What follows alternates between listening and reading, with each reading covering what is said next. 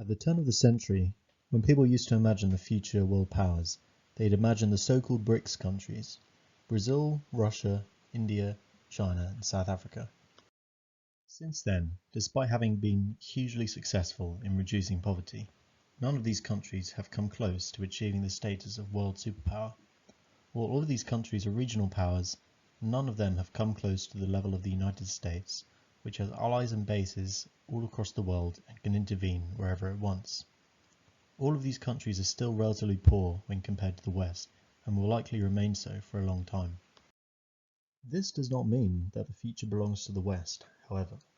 While confidence in the EU may be increasing among its members, Europe still faces huge issues that, if not addressed, will result in its continued decline as a civilization. One of these problems, also faced by Russia and East Asian countries, is the aging problem. As populations decrease in size, aggregate demand falls, reducing consumption and thus economic growth. Reduced consumption results in deflation as companies reduce prices to attract consumers, which, in the long run, only reduces consumption further as consumers delay spending while they wait for prices to fall. Over time, a larger elderly population requires more workers to abandon the workforce to take care of their parents, which only further shrinks the economy. The only way around this problem would be for there to be massive increases in productivity to offset the reduction in hours worked. Unfortunately, however, Europe and the West have not seen such productivity increases, and unless they do, they will be stuck in a long period of low growth and stagnant wages. As the United States continues to see its economy shrink as a share of the world economy, expect other countries to step in as alternative trading partners. In my humble opinion, the future economic and military powers of the world will be found in the Middle East and Southeast Asia, particularly Turkey, Indonesia, Malaysia, and the Philippines. I know that you might think it strange that I've chosen these countries instead of other developing nations such as India and Pakistan. However, as I'll explain later in the video, these are the countries that I believe have the most potential based on current trends. It's no coincidence that most of the countries I've selected are Muslim majority countries. Over the next century, as Western and East Asian countries see population decline, the Muslim world will continue to see population growth due to higher birth rates. This will give countries like Turkey, Pakistan, Bangladesh, and Indonesia huge economic and military clout. It will also help them diplomatically as these countries' diaspora lobby on their behalf. In the future, expect huge numbers of Turks, Arabs, and South Asians to continue to migrate to America and Europe, and expect this to influence the politics of host countries. Core to Islam is a belief in Ummah, the idea that humanity is one brotherhood. All Muslims are part of one family, irrespective of nation state and invisible borders. In the future, this cosmopolitan Islamic idea will continue to clash with the mostly Western idea of nation states. One of the most powerful Muslim countries today is Egypt. Egypt is Africa's most powerful nation, both militarily and economically. It also has the largest population in Africa, containing some of Africa's largest cities. Nevertheless, it has constantly failed to project power abroad due to Israel and NATO, and has been unable to develop substantially for a number of reasons relating to corruption, inequality, and poor educational and employment opportunities. It could easily be argued that Pakistan is the most powerful Muslim country today. Being the only Muslim country to possess nuclear weapons, Pakistan also possesses the 7th most powerful military in the world. The reason I do not think Pakistan will be a world power, however, is because it will never be able to project power abroad so long as India remains the primary threat. Pakistan has also demonstrated an inability to develop for similar reasons as Egypt. I believe that this trend will continue as the century progresses and economic power moves away from nuclear-armed states. While both hugely influential in the Cold War, Egypt and Pakistan represent the past for Muslim countries. Both remain economically undeveloped and constrained geopolitically. I see neither as a viable candidate for world power. Between these two countries, however, lies more potential as competition between three emerging middle-income nations promises to produce a new Islamic power over the next few decades. In my opinion, the most obvious contender for world power in this region is Turkey. Turkey has a history of imperialism going back hundreds of years, and recently they've demonstrated their ability to project power across Europe, North Africa, and Asia. Turkey is strategically located at a crossroads between these three continents, and as a member of NATO and an EU candidate, it has a large degree of soft power. From Turkey's perspective, it is surrounded by real and potential threats, and it needs to act tough to maintain its security. In recent years, this has involved invading the Syrian Autonomous Region in Syria out of fear that the Kurdish-led region would provoke Kurdish separatism in Turkey. Turkey has also shown a willingness to intervene in the Libyan civil war, and has given its advanced Bayraktar TB2 drones to Ukraine to help them in their fight against Russian invasion. In addition to this, Turkey has been attempting to form alliances and improve relations with some of its neighbours and rivals. One of those countries closely aligned with Turkey is Azerbaijan, the post-Soviet Shiite Muslim country located in the Caucasus region. The reason for this close alignment is because both countries have extremely bad relations with neighbouring Armenia, a landlocked country stuck between Turkey, Azerbaijan and Georgia. The disagreement revolves around a border dispute in the Nagorno-Karabakh region, which is claimed by both Armenia and Azerbaijan. In the past, Armenia felt it could rely on Russia for security, but due to Putin's illegal invasion of Ukraine, many feel that Russia is too preoccupied to come to Armenia's defence should it face an attack. Armenia does have another ally in the region, however, Iran. The reason for this is kind of weird, but despite Armenia being Orthodox Christian and Iran being Islamic, both nations feel that they have a common enemy in Azerbaijan.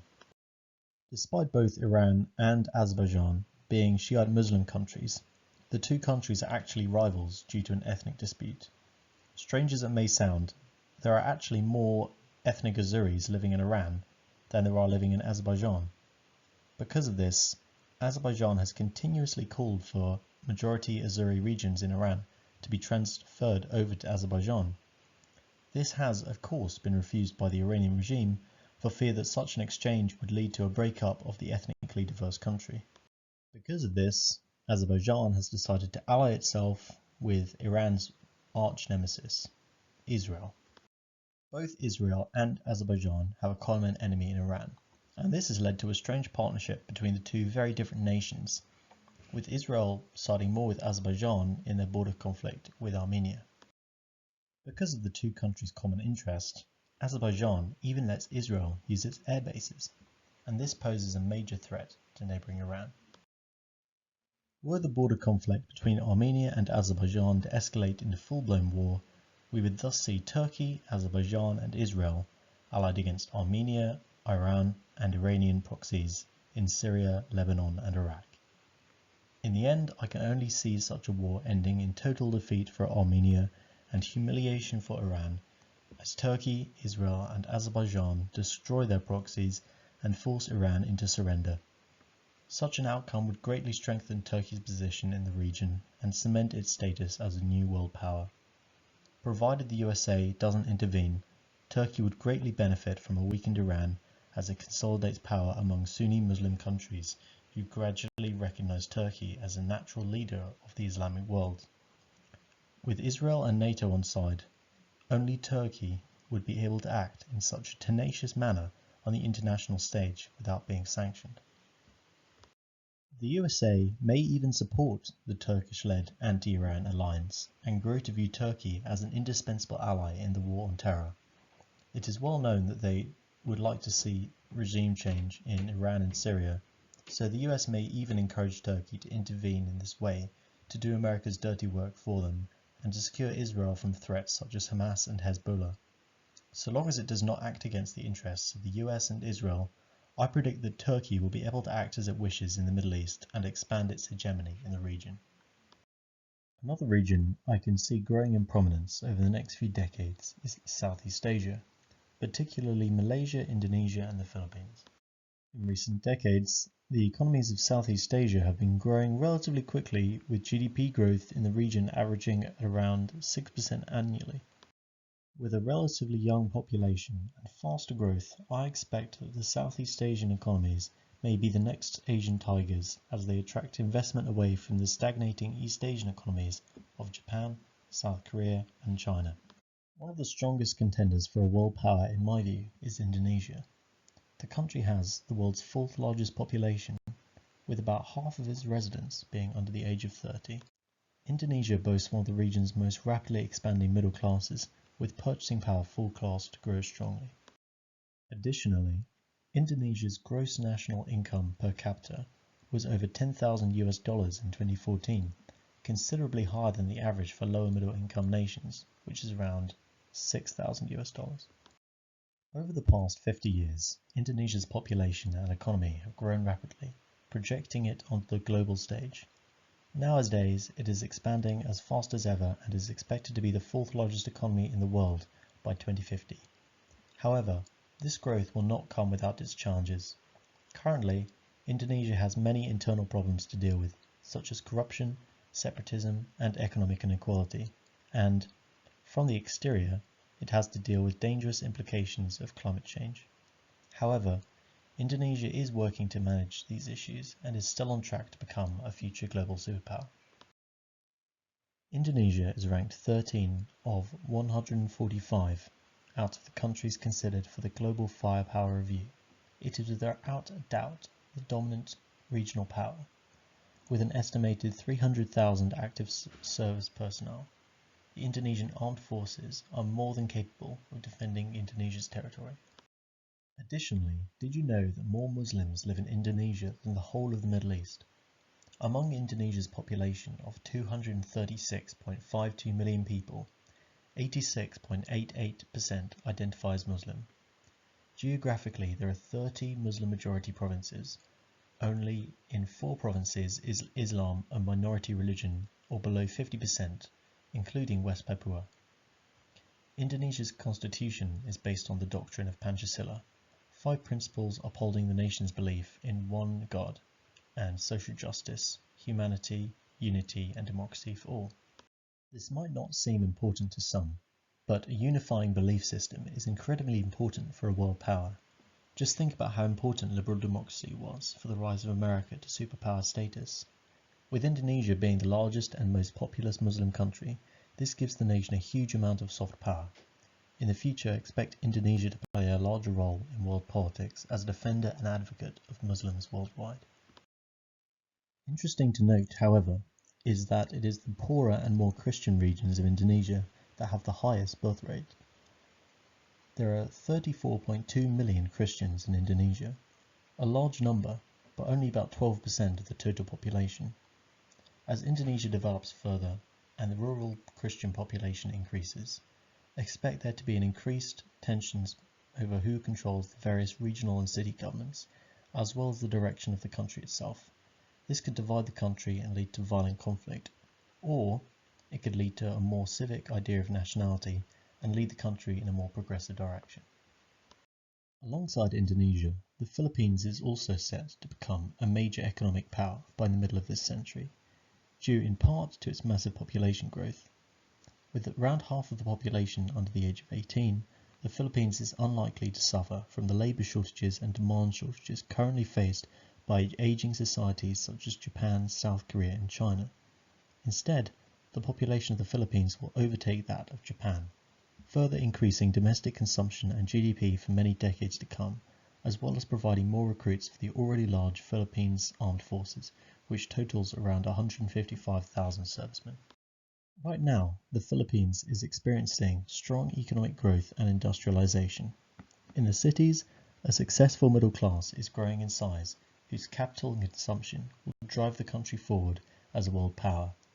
For this reason, the Philippines is set to become a developed economy in the 2040s. Currently, Southeast Asia is divided between poor authoritarian dictatorships and military juntas on the mainland, while fast-growing illiberal democracies persist in the maritime region.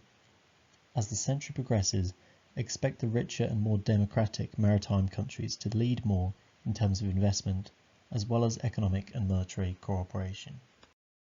According to data from the ASEAN Development Outlook, the aggregate economic size of Association of Southeast Asian Nations, ASEAN, member countries in 2019 was $3.2 trillion. Considered as one, this would make ASEAN the world's 5th largest economy, on course to become the world's 4th largest by 2030.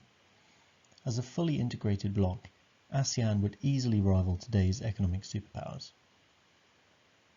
The ASEAN Economic Community aims to establish ASEAN as a single market and a key production base for the world economy. The free flow of commodities, services, investments, capital and labour within ASEAN encourages the growth of regional production networks and strengthens ASEAN's contribution to global supply chains. Or at least that's the idea. What happens in Indonesia is of great consequence for other ASEAN members and the nature of the association itself. Although ASEAN has a rotating chairmanship, Indonesia, due to its size and history, has always been its epicenter. If Indonesia consolidates power within ASEAN, together with Malaysia and the Philippines, the organization could easily become a major world power. This would be helped in no small part by these countries' strategic position in the Asia-Pacific. While geographically protected from military threats, maritime Southeast Asia acts as a major choke point for global trade and could easily cut off the supply of crude oil and liquefied natural gas to East Asia, crippling that region's economy. Additionally, the vast mineral resources held within these islands are also essential to the world economy. Indonesia has abundant mineral resources including tin, gold, natural gas, coal, nickel and copper. Silver, bauxite and petroleum are also available in smaller quantities. Globally, the country is a leading producer of copper, nickel and gold, a leading exporter of liquefied natural gas, LNG, and the 2nd largest producer of tin. The Philippines alone is the 5th most mineralized country in the world, the 3rd in gold, 4th in copper and 5th in nickel.